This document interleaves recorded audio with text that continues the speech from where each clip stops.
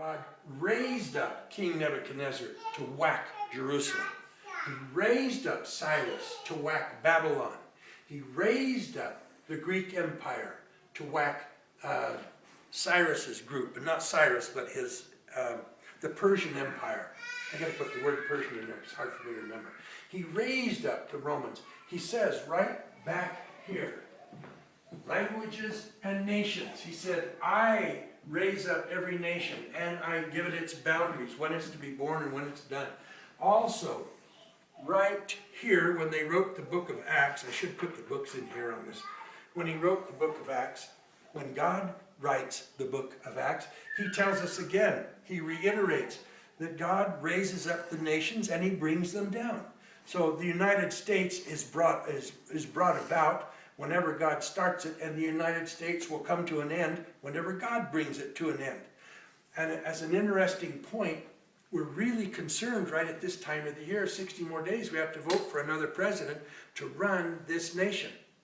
Now the problem with this nation, the reason that there's poverty, the reason that we're out of jobs, the reason, it's not physical, it's spiritual. The reason is we've pushed God away. He's doing to us, maybe, I'm guessing, what did he do over here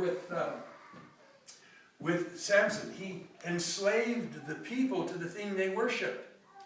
And eventually they cry out and they said, God, we don't want to worship these people. Or whatever they said, okay? They cry out to God for mercy. Well, when God sets our nation, it looks like our nation is pushing God further and further away. And the solution is not a physical solution. God may raise up another president to help us a while longer, just like he did right over here. Many times he did this process. He took the people out of slavery.